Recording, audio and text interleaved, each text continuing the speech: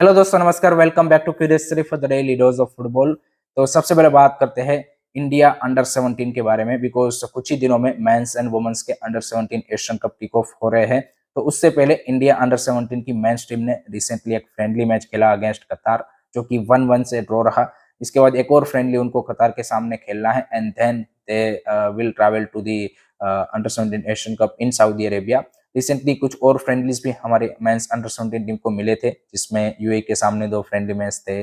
उससे पहले Thailand, Indonesia, south Korea के सामने भी एक-एक फ्रेंडली मैच खेले। तो ओवरऑल प्रिपरेशन एंड मैचेस तो अच्छे मिले हैं। Now it's up to the Bibiano Fernandes and the boys कि भाई किस तरीके से वो मेन टूर्नामेंट में परफॉर्म करते हैं, बिकॉज़ वही सबसे ज़्यादा मैटर करता है आपका FIFA under 17 world cup qualify करने के लिए एंड आपके प्लेयरों की टीम की क्वालिटी टेस्ट करने के लिए।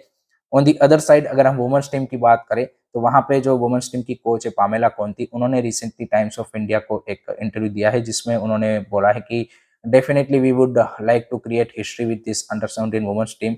हम नॉकआउट में क्वालीफाई होना चाहते हैं, वर्ल्ड कप के लिए भी हम यहाँ पे अपना जो बेस्ट है वो देने की कोशिश करेंगे क्वालिफिकेशन के पॉइंट ऑफ व्यू से। एक और चीज़ उन्होंने बोली कि नो डाउट ग्रुप हमारा टफ है, ऑस्ट्रेलिया है, जापान है एंड लेबनान है, बट एक चीज़ ज़रूर है कि हम अगर ऑस्ट्रेलिया या फिर जापान से भी हारेंगे, तो डिग्निफाई वे में हारेंगे, ऐसा उन्होंने बोला है। Indirectly in a way you can say कि जैसे हमारी सीनियर वुमेन्स टीम 11-0 से हारी थी, ऐसा स्कोर लाइन हमें नहीं देखने को मिलेगा, ऐसा उनका कॉन्फिडेंस है। And I think under 17 women's team दिख भी स्ट्रॉन्ग रही है, टू बी ऑनेस्ट, ये जो बैच है। So there is a chance obviously, but it's gonna be a really really tough. So let's see वो भी कैसा परफॉर्मेंस पुट अप करते हैं। आपका क्या थॉट्स है, आपकी क्या एक्सपेक्टेशन है from both men's and women's under 17 team? Comment section में ज़रूर बताइएगा। सेकंड बात करते हैं आईएसएल के बारे में। तो भाई आईएसएल में टाइटल रेस तो इंटरेस्टिंग है ही है, लेकिन अब मोहम्मदन एससी ने जो पिछले 2-3 मैचेस में ड्रॉ निकाले हैं, उससे रेलीगेशन बैटल भी फिर से अलाइव हो चुकी है, क्योंकि no doubt Kerala Blaster out हो चुका है, लेकिन ओडिशा एफसी के पिछले कुछ मैचेस के रिजल्ट की वजह से अब ओडिशा एफसी के ऊपर रेलीगेशन का खतरा मंडरा रहा है। They have a 6 point, no doubt about it. And Mohammedan SC कल उन्होंने एससी दिल्ली के सामने 2-2 से ड्रॉ खेल के एक क्रूशियल पॉइंट अपने नाम कर लिया है, और उनके पॉइंट है 3। लेकिन मोहम्मदन एससी अगर एक मैच कहीं से निकाल लेता है रिमेनिंग जो मैचेस है, जो कि मुश्किल है, बट निकाल लेगा, तो भाई दोनों के सेम पॉइंट हो सकते हैं। So I think Mohammedan SC in this last phase grinding at least draw result, and उसके बीच में ही कहीं पे अगर विन आ गया, तो भाई कंप्लीटली आपका सिनारियो चेंज हो सकता है। अभी तो मोहम्मदन एससी ही लग रहा है, आप बोल सकते हैं कि 80% कि वही रेलीगेट होंगे, लेकिन कुछ भी हो सकता है। As you know in football कुछ भी हो सकता है। सो ओडिशा एफसी को भी जो रिमेनिंग मैचेस है उसमें they have to perform better, they have to grind some result, at least draw भी अगर वो निकाल लेते हैं एंड एंड एक एक पॉइंट हासिल कर लेते हैं, तो भी भाई उनके लिए काफ़ी बेटर हो जाएगा।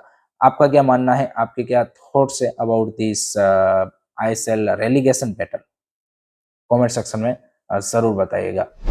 नेक्स्ट उसके बाद बात करते हैं, चेन्नई एफसी ने अपने क्लब मैनेजमेंट में एक बड़ा बदलाव किया है। प्रथम बासु, जो कि उनके वाइस प्रेसिडेंट ऑफ ऑपरेशन थे एंड वन ऑफ दी की फिगर इन क्लब मैनेजमेंट, उन्होंने यहाँ पे क्लब को टाटा बाय बाय बोल दिया है, and that is a big change from the Chennai FC side. And let's see next season Chennai FC backroom staff या फिर ओवरऑल जो क्लब मैनेजमेंट है उसमें किस तरीके के बदलाव करता है, क्योंकि ये सारी चीज़ें यहाँ पे काफ़ी इम्पोर्टेंट होती है, आपकी ऑन फील्ड भी क्लब की परफॉर्मेंस के ऊपर, एंड ऑफ द फील्ड भी क्लब किस तरीके से रन होता है। I think that that is very very important. So that is a big change made by the यहाँ पे यू कैन से कि the Chennai FC owner to change the vice president of operation. आपका क्या मानना है, आपके क्या थॉट्स है, बता देना। उसी के साथ जो Indian origin and ISL IFL के कमेंटेटर फॉर्मर डेम्पो एससी के सीईओ प्रद्युम्न रेड्डी है, जिन्होंने आपको पता होगा कि कुछ महीने पहले जो फिलीपींस की अंडर 17 वुमेन्स टीम है उनको अंडर 17 एशियन कप के लिए क्वालिफाई करवाया था as a head coach in those 3 qualifying matches. वो अब भाई यहाँ पे जो उनकी अंडर 17 वुमेन्स टीम है फिलीपींस की, उनकी मेन टूर्नामेंट के लिए वे हेड कोच नहीं है, क्योंकि जो फिलीपींस की अंडर 17 वुमेन्स टीम है वो ऑलरेडी चाइना पहुंच चुकी है एंड प्रद्युम्न रेड्डी अभी हम देख रहे हैं कि वो IFL एंड ISL और वो सब जगह पे कमेंट्री करते हुए दिख रहे हैं। सो दैट इज अनफॉर्चुनेट कि भाई एक यहाँ पे इंडियन ओरिजिन जो कोच थे उनको एक अच्छा एक यहाँ पे असाइनमेंट मिला था, वहाँ पे उन्होंने उनको क्वालिफाई भी करवाया, बट वहाँ की जो फेडरेशन है फिलीपींस फेडरेशन उन्होंने उनको भाई कंटिन्यू अब नहीं किया है for the main tournament. Last में बात करते हैं भाई जो फीफा है उन्होंने एग्री कर लिया है कुछ कंट्रीज का जो डिमांड था कि भाई फीफा वर्ल्ड कप 2026 का जो प्राइज मनी एंड पार्टिसिपेशन जो मनी है उसको बढ़ाया जाए। लास्ट दिसंबर में ही फीफा ने अनाउंस किया था 727 million USD dollars total you can say कि prize money package for this FIFA World Cup. But क्योंकि ये वर्ल्ड कप USA में हो रहा है तो कई सारी जो यूरोपियन कंट्री है पर्टिकुलरली उन्होंने यहाँ पे ऑपरेशनल एंड ट्रैवलिंग और ये सारा खर्चा उन्होंने बोला कि काफ़ी ज़्यादा होने वाला है।